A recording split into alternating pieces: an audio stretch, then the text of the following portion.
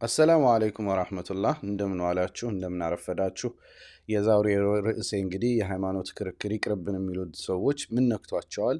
እኒህ ግለሰቦችስ እኒህ ሰዎች ማን ናቸው የሚለውን በጥቅሉ የሃይማኖት ክርክር ውይይት ወይም የንጽጽር ሃይማኖት ተብሎ የሚታወቀውን ነገር አስመልክቶ ያለኝን ሐሳብ አጋራችኋለሁ። እንደ መነሻ ሐሳብ የተወሰኑ ነገሮችን እናንሳ።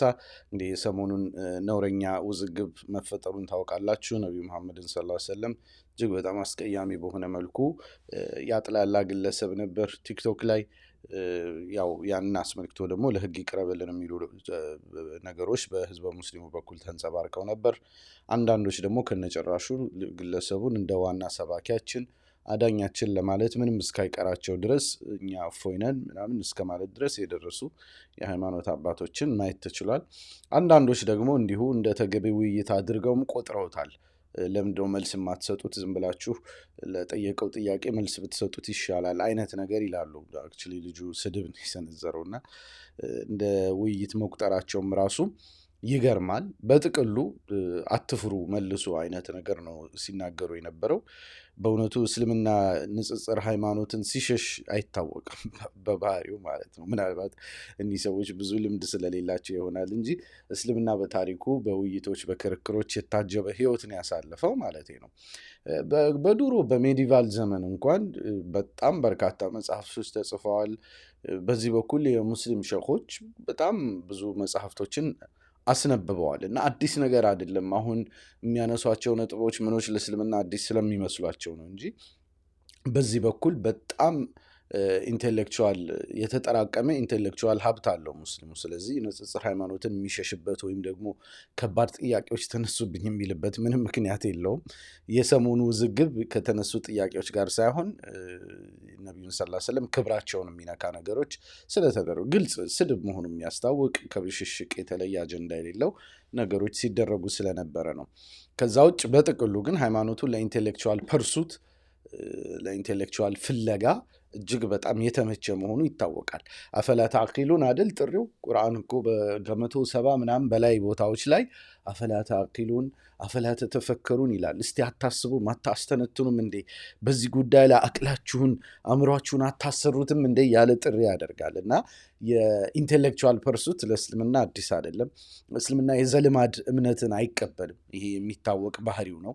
የዘልማድ እምነት ማለት ነው ሰውየው የእምነቱን አንድምታዎች ሳያቅ በዛ በማመኑ ምን እያለ እንደሆነ አንደርስታንድ ሳያደርግም ያደርገውን የእምነት ንግግር እንደውም እንደ ጄንዋይን አድርጎም እንደማይቆጥረው ይታወቃል። አትጠይቄ ማለት ባህል የለንም እስልምና ውስጥ ነው። እንዲህ አይነት ነገሮች አይነሱም። እንዲህ አይነት ጥያቄ አታንሳ የሚባል ነገር የለም። አንድ የእስልምና ተማሪ በፈለገው ጉዳይ ላይ በፈለገው አጀንዳ ጥያቄ ሊያነሳ ይችላል ሳይሳቀቅ። መናፍቅ እባላለሁ የሚል ስጋት ሳያድርበት በነፃነት ኢንቴሌክቹዋሊ እንትኖችን ሊያነሳ ይችላል ማለት ነው። እውቀት እንደውም ኮሚትመንት ይፈጠራል ብሎ ያምናል እስልምና። በአንድ እምነት ላይ ያለ እውቀት ሰዎች በእውቀት ሲሆን አላ በሲራ እንደሚለው ማለት ነው። ወደ ሰዎችን እንኳን ወደ መንገድ ይጠራለሁ የሚለው አላ በሲረትን አነ ወመን ተባዕኒ ነው አይደል? በግልጽ ባለ መንገድ በማስረጃ ላይ ተመስርቶ ነው የሚጠራውና እውቀት እምነትን የበለጠ እንደሚያጠልቅ ኮሚትመንት እንደሚፈጥር ያምናል እስልምና። ስለዚህ እስልምና ውይይትን ክርክርን ይፈራል ብለው የሚያስቡ ሰዎች በእውነት እስልምናውን አያውቁትም፣ ታሪኩንም አያውቁትም፣ በዚህ ዙሪያ ያለውን የኢንቴሌክቹዋል ሀብትም አያውቁትም። ዝም ብለው ስለማያውቁት ነገር የሚያወሩ መሆናቸውን ማየት ይቻላል። ከዛ ውጭ ሌሎች ደግሞ ከነጭራሹ ንጽጽር አያስፈልግም፣ በቃ ይሄ ክርክር በሃይማኖት መካከል የኔ ነው ትክክል የኔ ነው ትክክል የሚል ክርክር የለም፣ አርፈው ሁላቸውም በየራሳቸው መኖር ይችላሉ የሚል አመለካከት የሚነዙ ሰዎች አሉ። እንግዲህ የዛሬ የምንዳስሰው ይህንን ሀሳብ ይሆናል ማለት ነው። ከዛ በፊት አፕዴት ላደርጋችሁ፣ ዛሬ የሃይማኖት ተቋማት ጉባኤ መግለጫ ሰጥቶ ነበር። እንግዲህ ትላንትና ለምንድነው እስካሁን ድረስ መግለጫ የማይሰጠው?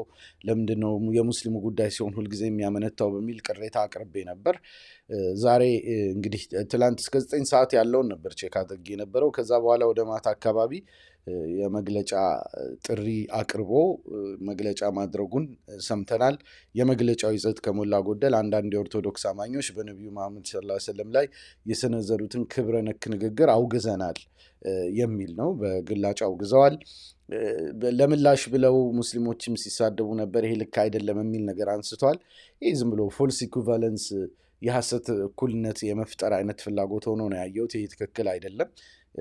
ሙስሊሞች ለህግ ነው ይቅረብ ሲሉ የነበረው እጅግ በጣም ጥቂት ብዙም ታዋቂ ያልሆኑ ሰዎች አጓጉል ነገር ተናግረው ሊሆን ይችላል። ግን ያ ጄኔራሉን የሚገልጽ ነገር አይደለም። የሙስሊሞች እንዲህ ያሉ በሚያስብል ደረጃ አልነበረም። ይሄ ዲስኦነስት ነው ብዬ አስባለሁ።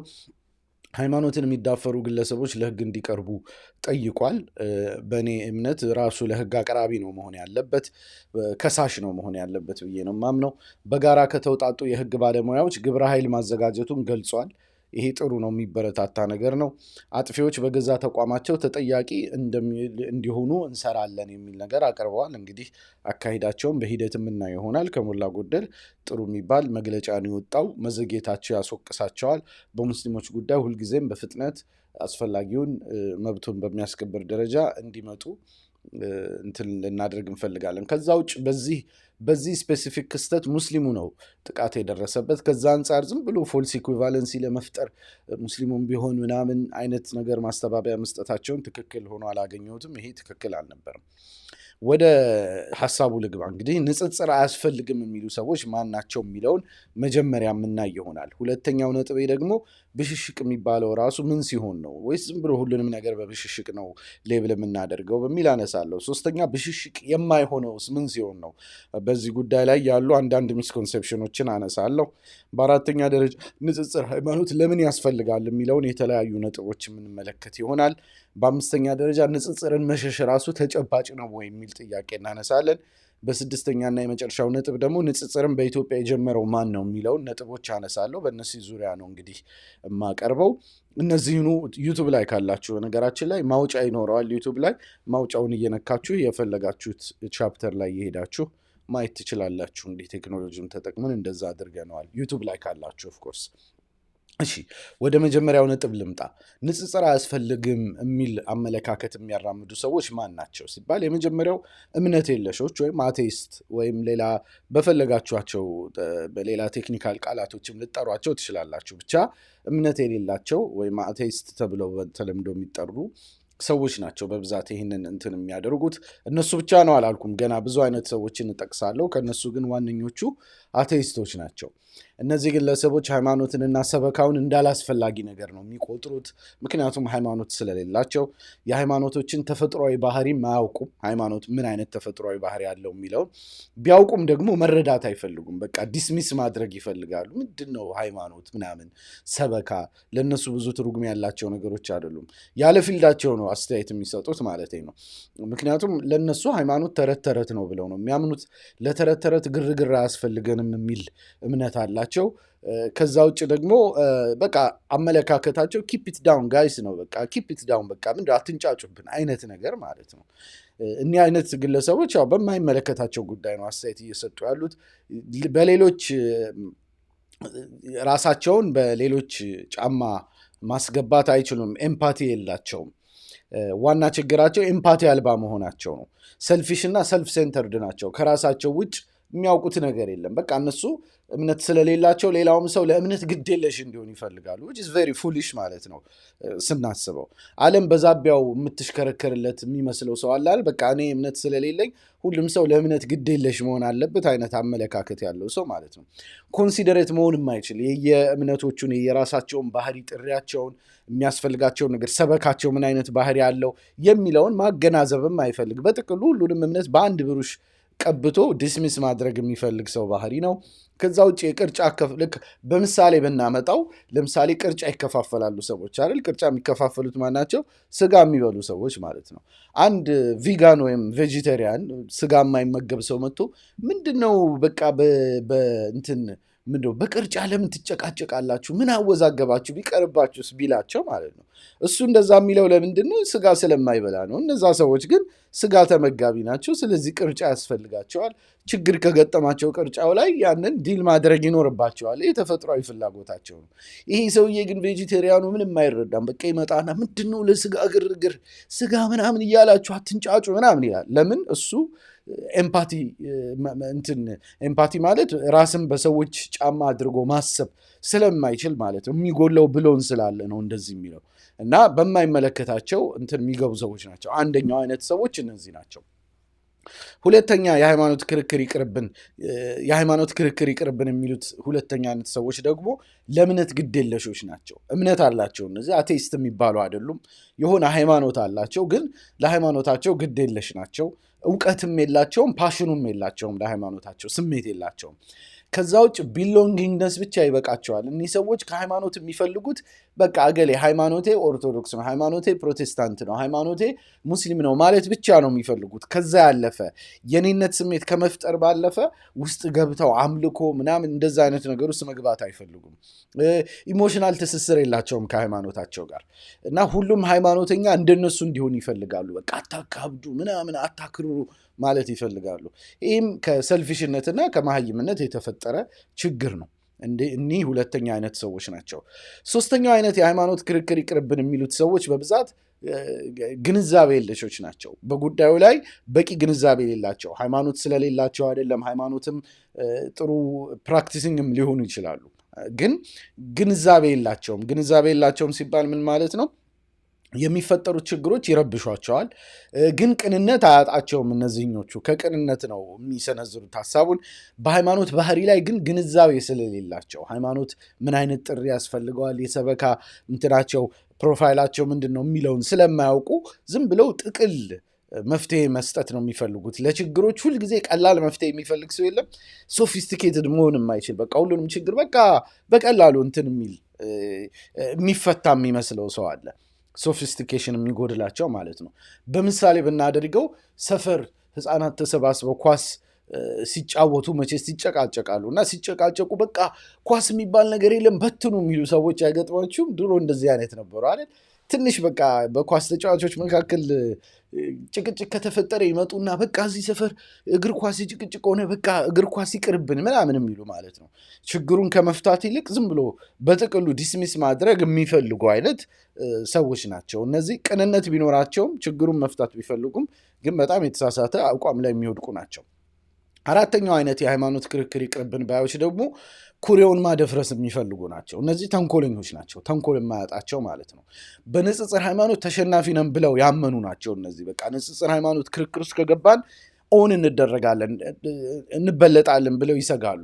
የበጎች ከበረት ማምለጥ ያሳስባቸዋል፣ ተስፋ ያስቆረጣቸው ናቸው። በቃ አማኞቻችን ሸሹብን፣ እንዲህ አይነት ክርክር እየመጣ ወደ ሌላ ሃይማኖት ገቡብን የሚል ጭንቀት ያላቸው ናቸው።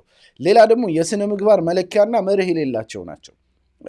የትኛው ነው ስነ ምግባር ያለው ውይይት፣ የትኛው ነው ስድብ፣ የትኛው ነው ብሽሽቅ ለመለየት የሚሆን መለኪያ የማያውቁ እውቀት የሌላቸው ወይም የማይፈልጉ ማለት ይቻላል። እነዚህ በግርግር እና በረብሻ መዳን የሚፈልጉ ናቸው። በቃ እንደምንም ብለን ኩሬውን አደፍርሰን በቃ ሙሉ በሙሉ ይከልከልልን፣ በቃ ይሄ ነገር የሃይማኖት ክርክር አያስፈልግም የሚል ነገር እንዲመጣ በስድብም በብሽሽቅም ቦታውን እንረባብሸው የሚሉ ናቸው። እነዚህኞቹ ረብሻውን የሚያስነሱት ኳሱ እንዲቀር ነው። ኳሱ እንዲቀር ሲሉ ነው ረብሻውን የሚያስነሱት። የቅድሞቹ ምንድን ነበር ያልነው? ኳሱ ይነሳ የሚሉት ረብሻው እንዲቀርላቸው ነው። እነዚህኞቹ ግን ረብሻውን ራሱ የሚያስነሱት ኳሱ እንዲቀር ለማድረግ ነው፣ ሜዳው እንዲበተን ለማድረግ ማለት ነው። በሃይማኖታቸው መተማመን ስለሌላቸው ወይም ሃይማኖታችን ለኢንቴሌክቹዋል ውይይቶች፣ ክርክሮች ክፍት አይደለም ብለው ስለሚያምኑ የሚፈጠርባቸው ችግር ነው። እነዚህ አጉል አራድነትን የያዛቸው፣ አጉል አራድነት ደግሞ ብዙ የሚያዋጣ ሆኖ አይታየኝም። ይሄ እንግዲህ የመጀመሪያው ነጥብ ነው። ሁለተኛው ነጥባችን ብሽሽቅ የሚባለው ራሱ ምን ሲሆን ነው የሚለውን እኔ ብሽሽቅ ለማለት የሆነ መስፈርት ያስፈልጋል አይደል? አንደኛው ዋናው መስፈርት ብዬ የማስበው የዘለፋ ግብአቶች ሲኖሩት፣ የዘረፋ ኤሌመንቶች ሲኖሩት ነው። ስድብና ክርክር በተፈጥሮ ይለያል። እውነቱን ለመናገር ቅንነት ካለ የትኛውም ሰው የሃይማኖት ክርክርንና የሃይማኖት ስድድብን ብሽሽቅን መለየት አቅተው ጤናማ አእምሮ ያለው ሰው መለየት ይችላል። ሰው ስድብና ክርክር በተፈጥሮ ስለሚለይ ማለት ነው። አሁን ክርክር ወይም ደግሞ ሰዎችን ለማሳመን የሚደረግ ጥረት ሲሆን ሰው የማምጣት እንትን የብሽሽቅ ሲሆን ሰው የማምጣት ኤሌመንት የለውም። ብሽሽቅ ዓላማው ሰዎችን ወደ ሃይማኖቶች ይስባለሁ ሳይሆን እረብሻለሁ፣ እነሱን ሰላም አሳጣለሁ ነው። በዛ መንፈሱ ይለያል። ዓላማው ሰዎችን ማስቆጣት ነው፣ ግርግር መፍጠር ነው። የውይይት ስርዓትንም አይከተልም ብሽሽቅ ሲሆን። ለምሳሌ የሌላውን ሀሳብ መስማት አይፈልግም፣ እኔ ብቻ ልናገር የሚል ሲሆን ነው። ከዛ ውጭ ደግሞ ብስለት የሚጎድላቸው ሰዎች ምግባር ነው። አስተውላችሁ ከሆነ ብስለት የሌላቸው ሰዎች ምንም እንኳን ቅንነት ቢኖራቸውም እንኳን በብስለት ማጣት ምክንያት አጓጉል ብሽሽቅ ውስጥ አጓጉል ነገር ውስጥ ይገባሉ። ይሄ የስነ ምግባር ችግር፣ የመርህ አልባነት ችግር የሚፈጥረው ነው። ከዛ ውጭ ማታለል ይበዛዋል። እንትን ሲሆን የሐሰት ጥቅሶችን፣ የሰዎችን አፕሮፕሪዬሽን ደግሞ አሁን ደግሞ የተለመደ አለ። የሰውን የሃይማኖት ልብስ እየለበሱ አጓጉል ሰበካ፣ እንትን መዝሙር፣ ያልሆነ ነገሮች መደረግ ጀምረዋል። ይሄ አፕሮፕሪዬሽን የሚባለው ማለት ነው። እሱን አስመልክቶ ሰፋ ባለ ቪዲዮ ስለምመጣ የማነሳው ነገር ይኖራል። ቀጣዩ ነጥቤ ብሽሽቅ የማይሆነውስ ምን ሲሆን ነው የሚል ነው። መቼ ነው ብሽሽቅ አይሆንም የምንለው? አንደኛ አቋም የሚያስቀምጥ ሲሆን ነው። ሃይማኖቶች በተለያየ ጉዳይ ላይ ያላቸውን አቋም ለማስቀመጥ የሚደረግ ሲሆን ይሄ ብሽሽቅ አይደለም። በአቋምህ ላትስማማ ትችላለህ፣ በተነሱት ነጥቦች ላይ በትርጉም ላትስማማ ትችላለህ፣ በአንድምታ ላትስማማ ትችላለህ፣ ግን አቋምህን ነው የምታስቀምጠው። እዚህ ላይ ብዙዎች ሲሳሳቱ ይታያሉ። ለምሳሌ እንደ አንድ ምሳሌ እንውሰድ። ትላንትም ሰሞኑንም ሲነሱ ከነበሩ ነጥቦች አንዱ ኢየሱስ ሰው ነው ማለቱ እንደ ስድብ ነው፣ ለክርስቲያኖች ስድብ ነው የሚል አመለካከት ያነሱ ሰዎች አሉ። ይሄ ሞኝነት ነው። ይሄ ሞኝነት ነው። ኢየሱስ ሰው ነው ብሎ ማመን የእስልምና እምነት አንዱ አካል ነው። አላህ የሚነግረን የሚያስተምረን በቁርአን የተጠቀሰልን ነገር ነው። ስለዚህ እምነቴ ነው እንዴ ኢየሱስ እኔ ሰው ነው ነብይ ነው ብዬ ነው ማምነው። ከታላላቅ ነብያት አንዱ ነው ብለን ሙስሊሞች እናምናለን። ይህንን ማመን ክርስቲያኑን መስደብ አይደለም እንዴ። እንደዛ ከሆነ እኮ ሊገለበጥም እኮ ይችላል። አይ አላህን ሰደቡብኝ ክርስቲያኖች ብልስ ነገ ተነስቼ እንዴት ሲባል እንዴት አላህን ወደ ምድር መጣ ይላሉ፣ እንዴት አላህን ስጋ ለበሰ ይላሉ ብዬ ብቆጣ ያምርብኛል? ኖ፣ ይሄ እምነታቸው ነው። በቃ እነሱ ስጋ ለብሶ መጣ የሚል እምነት አላቸው። ይህንን አቋም ማስቀመጣቸውን እንደ ስድብ ልቆጥረው አልችልም። በእምነት ደረጃ ትልቅ አዘቅት እንደሆነ ሊታየኝ ይችላል። ኦፍኮርስ ይህንን ማመን ሰዎችን በአኼራ ችግር ውስጥ ይከታቸዋል ብዬ አምናለሁ። ቅጣት ያመጣባቸዋል ብዬ አምናለሁ። ነገር ግን በቃ ሰዎች የመረጡት እምነታቸው ነው። የእምነት አቋማቸውን በማስቀመጣቸው የምቀየምበት ምክንያት የለም። ያንን ሰው ጠራዋለሁ። አምላክ ወደ ምድር ስጋ ለብሶ መጥቷል በማለቱ ለእኔ ትልቅ ስህተት ነው። አስተምረዋለሁ፣ ልጠራው ሞክራለሁ። ያ ግን ሰደብክን ግን አልለውም በዚህ እምነቱ ምክንያት። እሱ ሌላ ጉዳይ ነው። አላህ ዘንድ ሲሄድ ሂሳቡን ይተሳሰባል። ስለዚህ ኢየሱስ ሰው ነው ስላልክ ሰድበኛ፣ ይሄ በጣም ሞኝነት ነው። እንዲህ አይነት ነገር የለም። ሃይማኖቶች በተለያየ ጉዳይ ላይ ያላቸውን አቋም በግላጭ ሊያስቀምጡ ይችላሉ። ይህንን አቋም ማስቀመጣቸውን እንደ ስድብ ማየት ሌላ ጉዳይ ነው።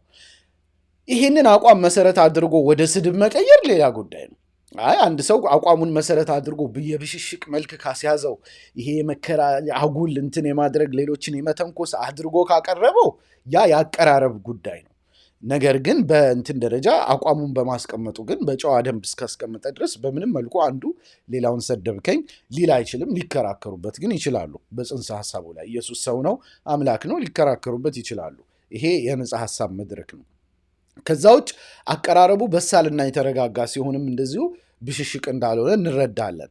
ማብሸቅን ያላለመ፣ ሰዎችን መተንኮስ ያላለመ፣ የስድብ ቃላትን የማይጠቀም፣ ተንኳሽ መርፌ ቃላትን የማይጠቀም በመሆኑ ያስታውቃል። የበሰለ አመለካከት የበሰለ እንትን የሚሆን ማለት ነው። ይሄ ማንም አይጠፋውም። በነገራችን ላይ ጤናማ በሆነ መልኩ ሁሉም እንደማይጠፋው ይታወቃል። ከዛ አንጻር ይህን መለየት አይከብድም። ቀጣዩ ንጽጽር ሃይማኖት ለምን አስፈለገ የሚለው ነጥብ ነው። ወደዛ ከመሄዴ በፊት ግን ማስታወሻ ላቅርብ። እንደምታውቁት የሚዲያ ስራ አስቸጋሪ ነው። ብዙ ተመልካች ለማግኘት ብዙ መልፋት አለብን። እዚህ ቻናል ላይ ብዙ ሀሳቦችን ከተለያዩ ሰዎች አናግሬ ሰብስቤ ያመጣለሁ። ብዙ ሰዓቶች ይፈጃሉ። ከዛ አንጻር የሚዲያ ስራ አስቸጋሪ ነው። በዚህ ደግሞ ብዙ ተመልካች ማግኘት ትልቅ ድጋፍ ነው የሚሆነው። ያንን ለማድረግ ደግሞ ላይክና ሼር ያስፈልገናል። ይህንን እንግዲህ በየቀኑ መናገር ሊያሰለቻችሁ ይችላል። ነገር ግን ላይክ ባደረጋችሁ ቁጥር ብዙ ሰዎች ጋር እንደሚደርስ ለማስታወስና ይህንን ትብብራችሁን ለመጠየቅ እወዳለሁ። በተለያዩ ግሩፖቻችሁ ሼር ብታደርጉልኝ ለቤተሰብ ለወዳጅ ለዘመድ ብትልኩት ጥሩ መልእክት አለው ብላችሁ ካሰባችሁ ከወደዳችሁት ለእኔ በጣም ትልቅ እገዛ ነው። ከዛ ውጭ ሰብስክራይብ ሳታደርጉ የምታዩ ሰዎች በተቻለ ሰብስክራይብ ብታደርጉ እጅግ በጣም ደስ ይለኛል። በኮሜንት ሀሳባችሁ መግለጻችሁ እጅግ በጣም አስፈላጊ ነው። የማበረታቻ ኮሜንቶች ሊሆን ይችላል፣ ጥያቄ ሊሆን ይችላል፣ እርማት ሊሆን ይችላል፣ ተቃውሞ ሊሆን ይችላል። ሁሉንም አነባለሁ፣ ብዙዎቹንም መልስ ለመስጠት እሞክራለሁ ከአቅሜ ካልወጣብኝ። ከዛ አንጻር በኮሜንት ሀሳባችሁን መግለጽ ኢንጌጅመንቱን ስለሚጨምር ቪዲዮ ብዙ ሰው ጋር እንዲደርስ ያደርገዋል። ስለዚህ በዚህ በኩል ትልቅ አደራ ላስተላልፍ እወዳለሁ። ከዛ ውጭ በገንዘብ ደረጃ ብታግዙ በጣም ጥሩ ነው ብዬ አስባለሁ። የሚዲያ ስራ በጣም አስቸጋሪ ነው እንደምታውቁት። ዩቱብ ጆይን አድርጋችሁ በወርሃዊ መዋጮ ካሉት የመዋጮ 5 አይነቶች ውስጥ አንዱን መርጣችሁ ልትጠቀሙ ትችላላችሁ። ፌስቡክ ላይ እንደዚሁ ሰብስክራይብ በሚል ተመሳሳይ የመዋጮ ሲስተም አለው። እዚሁ ዩቱብ ላይ ሱፐር ስቲከር፣ ሱፐር ታንክስ አላችሁ። በዛ ተጠቅማችሁ ስጦታ መስጠት ትችላላችሁ። ፌስቡክ ስታርም እንደዚሁ ተመሳሳይ ነገር አለ። ከዛ ውጭ በባንክ ቀጥታ መላክ የምትፈልጉ በኢትዮጵያ ንግድ ባንክ ሂሳቤ 10516892247 ስክሪኑ ላይ ባለው ቁጥር ልትልኩ ትችላላችሁ። በንግድ ማስታወቂያ እና በስፖንሰርሺፕ ማገዝ የምትፈልጉ ደግሞ ኢንቦክስ ልታደርጉልኝ ትችላላችሁ። ይህን ያክል ካስታወስኳችሁ ወደ ቀጣይ ነጥቦች እንሂድ። እንግዲህ የንጽጽር ሃይማኖት ለምን ያስፈልጋል? በሃይማኖት መከራከር ምንድን ነው ጥቅሙ የሚለውን እንመልከት። የመጀመሪያው ነጥብ አንደኛው ሃይማኖት በተፈጥሮ ሰባኪ ስለሆነ ነው። ሃይማኖት በተፈጥሮ ሰባኪ ነው። የማይሰብክ ሃይማኖት የለም ማለት ይቻላል። ኦልሞስት እንደው እንደ ኤክሰፕሽን የሚወሰድ ካልሆነ። ምክንያቱም ሃይማኖት በተፈጥሮ እውነቱን ለሌሎች ማድረስ ይፈልጋል፣ ሌሎችን ማዳን ይፈልጋል። ብዙ ሃይማኖቶች ደግሞ የተመሰረቱት ለራስህ የወደድከውን ለባልንጀራህ ለወንድምህ ውደድ በሚል ላይ ተመስርቶ ነው። ስለዚህ አንድ ሰው ሙስሊም ከሆነ ሌሎች ሰዎችን ለማስለም ይፈልጋል። ኦርቶዶክስ ከሆነ ሌላውን ኦርቶዶክስ ለማድረግ ይፈልጋል። ፕሮቴስታንትም ከሆነ እንደዛው፣ ካቶሊክም በሌሎችም ሃይማኖቶች ተመሳሳይ አመለካከት አለው። ይህ የሃይማኖት ተፈጥሮ ነው። ይህንን የሃይማኖት ተፈጥሮ የማይረዱ ሰዎች ናቸው ዝም ብለው የሃይማኖት ክርክር አያስፈልግም የሚሉት፣ ሰበካ እንዲቀር የሚፈልጉ ማለት ነው። እነዚህ ሞኞች ናቸው። ወይም ደግሞ ሰበካን ለአማኙ ብቻ መወሰን የሚፈልጉ ማለት ነው። ይህ ግን የሃይማኖት ተፈጥሮ ጋር ይቃረናል። ሃይማኖት ሌሎችን ማዳን ነው። ማዳን ይፈልጋል፣ ይሰብካል። ይሄ የመጀመሪያው ነጥብ ነው። ሁለተኛው ነጥብ ሃይማኖት ቀናተኛ ስለሆነ ነው። በተፈጥሮ ሃይማኖት ሌሎች ተከታዮች ጋር ያለውን ነገር ራሱን መከላከል ይፈልጋል። ቀናተኛ ነው። አቃቤ እምነት ይፈልጋል። እምነትህን ዲፌንድ የማድረግ ስራ ይፈልጋል። የጥብቅና ባህሪ ያለው። ይህንን ባህሪውን የማይረዱ ሰዎች ዝም ብለው በድፍኑ የሃይማኖት ክርክር ይቅርብን አያስፈልገንም ይላሉ። አለማወቅ ነው። የሃይማኖትን ባህሪ አለመረዳት ነው። በሶስተኛ ደረጃ መስበክ የሃይማኖት ነፃነት ስለሆነ ነው የሚያስፈልገው። ሰበካ በዓለም አቀፍ ህግጋት የጸደቀ ነው። የሰው ልጅ መብቶች ውስጥ አንዱ ነው። በአገር ውስጥ ህግጋት የጸደቀ ነው። የሰው ልጅ በህገ መንግስት ደረጃ የጸደቀ የመስበክ መብት አለው። አትስበክ ልትለው አትችልም አንድን ሰው። መስበክ ደግሞ ለራሱ ተከታይ ብቻ አይደለም የሚሰብከው፣ ከሱ ውጭ ያሉ ሰዎችንም ወደ ሃይማኖቱ ለማምጣት ይሰብካል። ይሄ ተፈጥሮ ነው። ይህንን ተፈጥሮውን ማገድ የሚሆን ነገር አይደለም። አንተ ኳስ ጨዋታ ሜዳ ውስጥ አስገብተህ ሰዎችን ኳስ ተጫዋቱ ካልካቸው ወደ ሌላ ጎል ለማግባት መሮጣቸው አይቀርም። አይ ኳስ ተጫዋቱ ግን ጎል አታግቡ ብትል የሚገጥም ነገር አይደለም። ይህ ሞኝነት ነው የሚሆነው ማለት ነው። ስለዚህ ሃይማኖትን ወስደህ ነው አትስበክ፣ ሌላውን በክርክር አታምጣ ማለት አንድ ሰው ሞኝ ካልሆነ በስተቀር እንዲህ አይነት ሀሳብ አያነሳም። ወይም ደግሞ ቅድም እንዳልኳቸው አቴይስቶች፣ ብዙም ለጉዳዩ ትርጉም የማይሰጡ ሰዎች ማለት ነው። ስለዚህ ማንም ገደብ ሊያደርግበት አይችልም። በዚህ በኩል ሬጉሌት ሊደረግ ይችል ይሆናል። ወደ ብሽሽቅ፣ ወደ ግጭት፣ ወደ መጥፎ ነገር እንዳይመራ ሬጉሌት ሊደረግ ይችላል። ይህም ቢሆን ስርዓት ከማስጠበቅ አንጻር ነው። በብዛት ደግሞ በሞራል ህግጋት የሚታሰር ነው። ህግም ቦታ እንዳለው ሆኖ ማለት ነው። ራሳቸው ሃይማኖቶች ይህንን ሬጉሌት የማድረግ ታሪክ አላቸው፣ አካሄድ አላቸው። ከድንበር ሲወጡ ልክ አሁን ሰሞኑን እንደታየው ዝም ብሎ ለማብሸቅ ያልሆነ ስድቦችን ምኖችን ሲሆን ደግሞ ህግ ጣልቃ ገብቶ ህግ እንትን ያስከብራል ማለት ነው። አራተኛው አቃቤ እምነት ተፈጥሮ ስለሆነ ነው። ተፈጥሮ ነው። ይሄ ብቸኛ የመዳኛ መንገድ መሆኑን ያምናል። ሃይማኖትን ከዚህ ባህሪው ልትነጥለው አትችልም። ሁሉም ሃይማኖት የሚያምነው ምንድን ነው? ብቸኛው የመዳኛ መንገድ ይሄ ነው ብሎ ነው የሚያምነው። እስልምናም፣ ክርስቲያንም፣ ሌሎችም ሁሉም ተመሳሳይ እምነት አላቸው። ስለዚህ በዚህ ላይ ተመስርተው ከሌሎች ሃይማኖቶች ተከታዮች ጋር ግንኙነት ይመሰርታሉ። ይሄ ተፈጥሯዊ ነው። እንደ ሙስሊም ምሳሌ ላንሳ። እዚህ ላይ በምሳሌ ላሳያችሁ። ለምሳሌ ከእስልምና የእምነት መሰረቶች 6 የእምነት መሰረቶች አሉ። ከነሱ ውስጥ አንዱ በመጽሐፍት ማመን ነው። በመጽሐፍት ማመን ማለት የተለያዩ ነቢያት መጽሐፍት ተሰጥቷቸው ከአላህ ዘንድ በዛ መጽሐፋቸው ህዝባቸውን ሊመሩ መጥተዋል ካሁን ቀደም የሚል እምነት ነው። ብዙዎች እስልምና ከነቢዩ መሐመድ ጋር የጀመረ ይመስላቸዋል። ነው ነቢዩ መሐመድ ሰለላሁ ዐለይሂ ወሰለም የእስልምናን የመጨረሻውን ኪዳን ነው ይዘው የመጡት እንጂ እስልምና ከድሮም ከአደም ጀምሮ ወይም ከአዳም ጀምሮ የነበረ ሃይማኖት ነው ብለን ነው የምናምነው። ሌሎች ነቢያቶችን በሙሉ እናምናለን። ሪጀክት የምናደርገው ነቢይ የለም። እውነቱን ለመናገር ላ ኑፈሪቁ በይነ አሐድ ሚን ሩሱሊህ ነው። ከመልእክተኞቹ አንዱንም ቢሆን አናስተባብልም ነው የእስልምና ጥሪ። ስለዚህ እንደ አንድ ሙስሊም እኔ በኦሪት አምናለሁ ወይም በእስልምና አጠራር በተውራት አምናለሁ። ያ ማለት ተውራት ምንድን ነው? ለየትኛው ህዝብ የተሰጠ ነበር? ከዛ በኋላ አሁንስ ተውራት በትክክለኛ ኦሪጂናል ማንነቱ ይገኛል ወይ? ያ እንትን ነው። አሁን ክርስቲያኖች ኦሪት ብለው የሚያምኑትን መጽሐፍ ነው ወይ እኔ ተውራት የምለው? ያ ሁላ ነገር በዛ ፍተሻ ውስጥ ያለ ነው። በኢንጂል አምናለሁ። ኢንጂል ማለት ወንጌል ማለት ነው። ወንጌልን እፈትሻለሁ። ወንጌል ማለት ግን ለእኔ የትኛው ነው? አሁን እነዚህ በእንትን የተባሉት 27ቱ የአዲስ ኪዳን መጽሐፍት ናቸው። 27 ወይም ሌላ ቁጥሩን ከተሳሳትኩ አርሙኝ።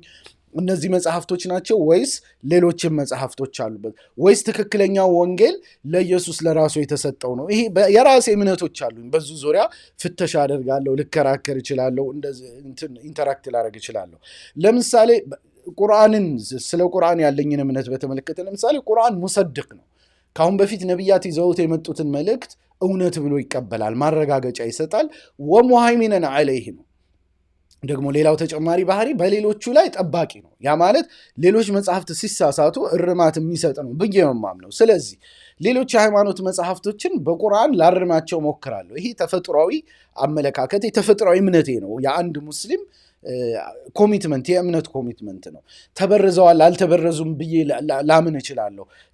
ቁርአን ተበርዘዋል፣ መጽሐፍቶቻቸውን እንዳበላሹ እንደነካኳቸው ይናገራል። ስለዚህ የተበረዙ ምላቸውን መጽሐፍቶች አውጣለሁ። ነው ይሄኛው ተበርዟል፣ ይሄ ከቁርአን ጋር ይገጫል፣ ይሄ በዚህ ምክንያት እንደዚህ ሆኗል እያልኩ እምነቶች አሉኝ። እነዚህ ኮሚትመንቶች አሉኝ። እነዚህን መስበክ፣ እነዚህን መከራከር ስለ ክርስትና ማውራት አይደለም። የእስልምናን የእምነት መሰረቶች መተግበር ነው። በነቢያት ማመን ከእምነቴ መሰረቶች አንዱ ነው። ነቢያት በቀደምት ነቢያት ባህሪ ላይ ሙግት አለኝ ማለት ነው። ነቢያት ለምሳሌ የነቢያት ባህሪ ምንድን ነው? ነቢያት ኃጢአት ይሰራሉ ወይስ አይሰሩም?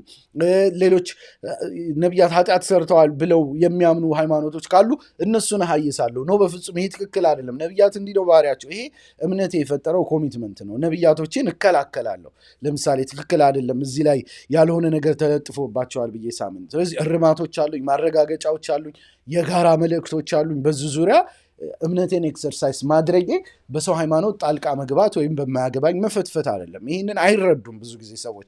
ምናልባትም እስልምናን ስለማያውቁት ስለማይረዱት ነው። እኔ ምሳሌ እየሰጠው ያለሁት በእስልምና ነው። ነቢዩ መሐመድ ሰለላሁ ዐለይሂ ወሰለም ለምሳሌ የመጨረሻው ነቢይ ናቸው ብዬ አምናለሁ። ስለዚህ በተተንባይነታቸው አምናለሁ። ለምሳሌ ቁርአን ከሚያስተላልፋቸው ነገሮች አንዱ ምንድን ነው? በቀደምት መጽሐፍ የነቢዩ መሐመድ ሰለላሁ ዐለይሂ ወሰለም መምጣት ተተንብዮአል የሚል ነው። ስለዚህ ምን አደርጋለሁ? የተለያዩ ሃይማኖት መጽሐፍቶችን እያነበብኩኝ እዛ ውስጥ ነቢዩ መሐመድን እፈልጋለሁ። ነው እዚህ ላይ ተተንብዮአል፣ እንዲህ ብሏል፣ ኢየሱስ እንዲህ ብሎ ሲናገር የነቢዩ መሐመድን መምጣት ለመጠቆም ነው ልልህ እችላለሁ። ይሄ እምነቴ የሚፈጥረው አመለካከት ነው። የጂዱ ነው መክቱበን እንደውም ይላል ቁርአን። በእነሱ መጽሐፍቶች ውስጥ ሙሐመድ ተጠቅሷል ይላል። ስለዚህ ያንን ማየት አለብኝ፣ እንትን አደርጋለሁ፣ እከራከራለሁ። ይሄ የእምነቱ ኮሚትመንት ነው። ሌላው ሃይማኖት ሌላውን ስበክ ይለኛል። እስልምና ሌላውን ስበክ፣ ወልተኩም ሚንኩም ኡመቱን የድዑነ ለልኸይር፣ ወደ ኸይር የሚጣራ ለሌሎች ሰዎች የሚያደርግ ሰው መኖር አለበት ይላል። ስለዚህ ተዓለው ኢላ ከሊመቲን ሰዋኢን በይነና ወበይነኩም እላለሁ። በእኛና በእናንተ መካከል ወዳለ መካከለኛ ቦታ እንውላለሁ። ለመጽሐፉ ሰዎች፣ ለክርስቲያኖች፣ ለአይሁዶች፣ ለሌሎችም ጥሪ ያደርጋለሁ። ኡድዑ ኢላ ሰቢሊ ረቢከ ቢልሕክማ፣ ወደ ጌታ መንገድ በለዘብታና በግሳጼ በመልካም ግሳጼ ጥራ ይለኛል። ይህንን ስተገብር አንድ ሰው በክርስትና ጉዳይ ገብተፈተፈትክ ሊለኝ አይችልም። ምክንያቱም ኤክሰርሳይዝ እያደረግኩ ያለሁት እምነቴን ነው። ሃይማኖቴ ስለ ሌሎች ሃይማኖቶች ይነግረኛል። በዚህ ጉዳይ ላይ ችግር አለባቸው፣ በዚህ ጉዳይ ላይ ስህተት ተፈጥሯል፣ በዚህ ጉዳይ ላይ ያለ የሚነግረኝ ነገሮች አሉ። ለቁጥር የታከቱ መጽሐፍት አሉ። የማይነገረው ካለ ደግሞ እንግዲህ በነዛ ዙሪያ እስልምና የሚያስተላልፈውን አቋም እተገብራለሁ ማለት ነው። አንዳንዶች ደግሞ የማይነግራቸው ሊኖሩ ይችላሉ። ለምሳሌ መጽሐፍ ቅዱስ ስለ ቁርአን አይናገርም። ምክንያቱም ቁርአን በኋላ ላይ የወረደ መጽሐፍ ስለሆነ ማለት ነው። ስለዚህ አንድ ክርስቲያን በቁርአን ዙሪያ መጽሐፍ ቅዱስ የሚለኝ ነገር ስለሌለ በዚህ ዙሪያ ላይ ሐሳብ የለኝም ካለ መብቱ ነው። ያ የክርስትናን ባህሪውን ምኑን እሱ መወሰን ይችላል። የኔን ደግሞ የእስልምናን ባህሪ እስልምና የሚፈልጋቸውን አጀንዳዎች ምኖች ደግሞ የምወስነው እኔ ራሴ እንደሆንኩ እንዲረዳልኝ ይጠብቃለሁ ማለት ነው። እንግዲህ ጥቂት ምሳሌ ብቻ ነው የሰጠሁት። ስለሌላ ሃይማኖት አውራህ ልትሉኝ አትችሉም። ያወራሁት እስካሁን እኒህ ነገሮች የእስልምና አስተምህሮቶች ናቸው። ከዛ ውጭ ደግሞ የእስልምና አስተምህሮቶች አይደለም ቢባልስ መብቴ ነው። ስለ ክርስትናም ስለምንም ማውራት እኮ ይቻላል፣ ችግር የለውም። ነገ ተነስቼ ስለ ጃይኒዝም ሃይማኖት ላወራ እችላለሁ፣ እስካልተሳደብኩ፣ እስካላንቋሸሽኩ፣ ሰዎቹን በሚተነኩስ መልኩ እንትን እስካላልኩ ድረስ ይህንን ማድረግ ቢሆን መብት ነው። አንዱ ስለሌላው ሃይማኖት አያውራ የሚል ክልከላ ሊኖር አይችልም። ይሄ ከእምነት ባህሪ ጋር በጣም የሚጋጭ ስለሆነ ማለት ነው። ቀጣዩ ነጥብ ንጽጽር መሸሽ ተጨባጭ ነው ወይ የሚል ነው። ተጨባጭ ነው ወይ? ያስኬዳል ወይ? እኔ በፍጹም ያስኬዳል ብዬ አላስብም። ሃይማኖቶችን ከተፈጥሯዊ ማንነታቸው የማቀብ ጥረት ሊሳካ አይችልም። ቅድም ባብራራኋቸው ምክንያቶች ድጋሚ አልገባም። በተጨባጭ ሊሳካልን ስለማይችል እንዲህ አይነት ሙከራዎችን ማድረግ ብዙ ትርጉም ያለው ነገር አይደለም። አንደኛ የመብት ማዕቀፎች አይፈቅዱም። አሁን ዓለማችን የምትተዳደርባቸው መብቶች፣ ኮንቬንሽኖች፣ ምኖች ይህንን የሚፈቅዱ አይደሉም። የሃይማኖትን የሰበካ መብት ያጸድቃሉ። በሀገራችንም ደረጃ በህገ መንግስቱ ይህንን ሊከለክል የሚችል ነገር የለም። ከዛ ውጭ ቴክኖሎጂውም አይፈቅድም። ህግ ቢከለክል ቴክኖሎጂው ሊፈቅድ አይችልም። ሰዎች ውጭ ሀገር ቁጭ ብለው ሊያብሩ ይችላሉ። በምን የምታስቆማቸው? የሚሆን ነገር አይደለም። ከዛ አንጻር ብዙ ትርጉም ያለው ነገር አይደለም ይህንን ለማስቆም መሞከር ማለት ነው። ከህግም ጋር ያጋጫል፣ ከቴክኖሎጂውም ጋር ያጋጫል።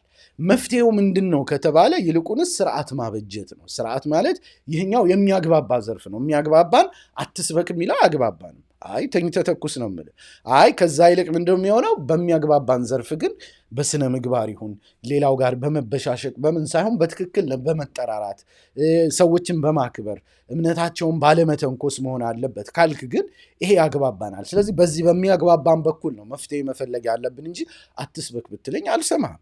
አለመሰዳደብ፣ አለመበሻሸቅ፣ ክብር አለመንካት፣ ሚስኮንሴፕሽን በዚህ ዙሪያ ያለውንም የተሳሳተ አመለካከት ማስወገድ ማለት ነው። ቅድም የጠቀስኩላችሁ አይ ኢየሱስን እንዴት ሰው ነው ትልብኛለህ፣ እኔም ደግሞ አላህን እንዴት ስጋ ለብሶ ወረደ ትልብኛለህ ብለን ብንጣላ የሚረባ ነገር አይደለም። ይሄ መሀይምነት የፈጠረው ነው፣ ሊስተካከል ይገባል። ሚስኮንሴፕሽናችንን ማስወገድ አለብን። ይሄ የሰለጠነው ዓለምም ኢንጌጅ የሚያደርግበት ነገር መሆኑ ይታወቃል። የመጨረሻ ነጥቤ ንጽጽርም በኢትዮጵያ የጀመረው ማን ነው የሚለው ላይ ላስቀምጥ። ብዙዎች ሙስሊሙ የንጽጽር ሃይማኖትን እንዳስጀመረ ያስባሉ። ይሄው ዶክተር ዛኪር ነው እንደዚህ አይነት ነገር ያመጣብን ምናምን ይላሉ። በፍጹም የተሳሳተ ነው። ሙስሊሙ አላስጀመረም እንዲህ አይነት ነገር። እውነቱን ለመናገር ቢያስጀምርም ችግር አለው ብዬ አላስብም። ማን አስጀመረ? it does not make sense። ለእኔ ሴንስ የሚሰጠኝ አቀራረቡ ምን አይነት ነው፣ ከትንኮሳ ከብሽሽቅ ርቆ አለኝ ነው እንጂ ሰዎች በንጽጽር ሃይማኖት ጉዳይ ላይ ኢንጌጅ ቢያደርጉ ማንንም ሊወቅስ አይችልም። ብዙዎች ሙስሊሙ እንደጀመረው አድርገው ያቀርባሉ። ሂስቶሪክሊ የተሳሳተ ቢጀምረውም ችግር አለመኖሩ እንዳለ እንደውም ለመጀመሪያ ጊዜ ብለን ካየን ወደኋላ ከሄድን የነ ጎበዜ ጣፈጠን መጽሐፍ ማንሳት ይቻላል። እስልምናን በጣም የሚያጠቁ እንደውም ወደ ስድብ የሚሄዱ ይዘቶች ያሉበት በኃይለ ሥላሴ ዘመን እንዲህ አይነት መጽሐፍቶች ይጻፉ ነበር። እንደውም አያቴ ሼህ ሰይድ መሐመድ ሳዲቅ በወቅቱ ምላሽ ለመስጠት በሙስሊሙ በኩል የዛኔ መጽሐፍ አይታወቅ፣ ህትመት አይታወቅ፣ ሙስሊሙ ተጨቁኖ በሚኖርበት ዘመን ነው። በዛ ዘመን እንደውም ምላሽ ብለው የጻፉት መጽሐፍ ከ56 ዓመታት በኋላ ነው፣ የዛሬ 2 ዓመት ነው 1 ዓመት በፊት የታተመው። ምን በሚል እስልምናና ሚስዮናውያን በሚል በወቅቱ ለምላሽ ብለው እንትን ያሉት ነፃነት ስላልነበር እንደውም ሙስሊሙ ነፃነት ሳይኖረው ምላሽ መስጠት እንዳይችል ተደርጎ እጁ ታስሮ ነበር። እስልምናን ያጥላላ የነበሩ ስራዎች ይሰሩ የነበሩት በጃንሆይ ጊዜ ጀምሮ።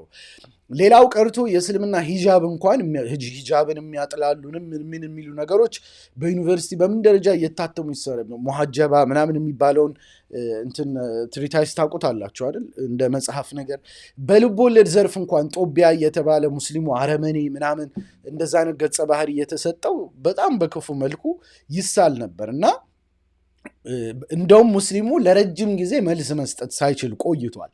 እንዳልኳቸው አሁን አያቴ የጻፉትን መጽሐፍ ከ56 ዓመት በኋላ እሳቸው ከሞቱ 30-40 ዓመታት በኋላ ነው የታተመው። በዛ ደረጃ እንደውም ሙስሊሙ እጁን ታስሮ ነው እንደውም በንጽጽር ሃይማኖት ሲጠቃ የነበረው ማለት ነው። ማን ጀመረው የሚለውን ካነሳን እንደውም ድንበር ያለፉ ነገሮች ነበሩ። ለምን አልሰለምንም ምናምን የሚሉ በጣም አስቀያሚ ነገሮች በሰማንያዎቹ በምኖች ይጻፉ ነበር። ከዛ ውጭ በጥቅሉ በአፍሪካ ቀንድ ኢቫንጀሊዝም ይሄ የፕሮቴስታንት የሰበካ እንቅስቃሴም የጀመረው ከሙስሊሞች ኮምፓራቲቭ ሪሊጅን መጀመር በጣም በፊት ነው። አስቀድሞ ነው ሰበካዎች ምኖች የጀመሩት። እንደውም ሙስሊሙ ዝም ብሎ ኖሮ የህትመት ነፃነት ሲጀመር በ1980ዎቹ መጨረሻ ነው ለመጀመሪያ የሼክ አህመድ ዲዳት መጽሐፍቶች መታተም የጀመሩት ማለት ነው። መቼ ኦልሞስት በ89 በ87 ከህገ መንግስቱ መውጣት በኋላ ኢህአዴግ ህገ መንግስት አውጥቶ የሃይማኖት እኩልነት ምናምን የሚሉት ነገሮች ከመጡ በኋላ ነው ሙስሊሙ ራሱን መከላከል የጀመረው እንጂ ሙስሊሙ ሌላውን ላይ እንደውም መጻፍም አልጀመረም። እውነቱን ለመናገር ቢጽፍም ወንጀል ነው እያልኩ አይደለም፣ ድንበር እስካላለፈ ድረስ። እሱም ቢሆን የስሙላ ስራ ነበር። የዶክተር አህመድ ዲዳት ጥቂት መጽሐፍቶች እኮ ከአንድ በእጅ ጣት የሚቆጠሩ እጅግ በጣም ጥቂት ስራዎች ነበሩ። እና አህመድ ዲዳትም ቢሆን ሼክ አህመድ ዲዳት አላህ ይርሐማቸው የጀመሩትን ቢሆን በዓለም አቀፍ ደረጃ በአፍሪካና በኤዥያ ከፍተኛ የኢቫንጀሊዝም እንቅስቃሴ መሰረት ከጣለ በኋላ ነው። እነሱም ራሳቸውን ዲፌንድ ሊያደርጉ ነው የጀመሩት። በህንድ የምንመልከት፣ በደቡብ አፍሪካ፣ በሌሎች አፍሪካ ሀገራት እነዚህ እንቅስቃሴዎች የተጀመሩት ሙስሊሞች በኢቫንጀሊዝም ከፍተኛ ሰበካ ውስጥ ስለገቡና እስልምናን እንትን የማድረግ ስራዎች በኮምፓራቲቭ ሪሊጅን ኢንጌጅ የማድረግ ስራዎች ሊሰሩ ስለነበር በጣም ቆይቶ ነው በሰማንያዎቹ ሙስሊሞች ራሱ የጀመሩት ማለት ነው። በዓለም አቀፍ ደረጃም ቢሆን ሙስሊሞች ኮምፓራቲቭ ሪሊጅንን አልጀመሩም። ለኢቫንጀሊዝም እንቅስቃሴ ምላሽ ብለው ነው ያንን ነገሮች የጀመሩት ማለት ነው። ግን ከዛ ውጭ ግን በዱሮ በጥንት መጽሐፍቶች ውስጥ ኮምፓራቲቭ ሪሊጅን ነበር። በመካከለኛው ዘመን በምኖች የተለያዩ ምሁራን የክርስትና ፈላስፋዎችም ሌሎችም የሙስሊም ሸኾችም ውይይት ያደርጉ ነበር፣ ክርክር ያደርጉ ነበር። ያ ግን ለረጅም ጊዜ ኢትዮጵያ ስንመጣ እና በሌሎች ብዙ አፍሪካና ኤዥያ ሀገራት ስንመጣ ኦልሞስት ታሽጎ ነው የከረመው። በ1980ዎቹ ነው ሙስሊሙ ራሱን ዲፌንድ ማድረግ የጀመረው።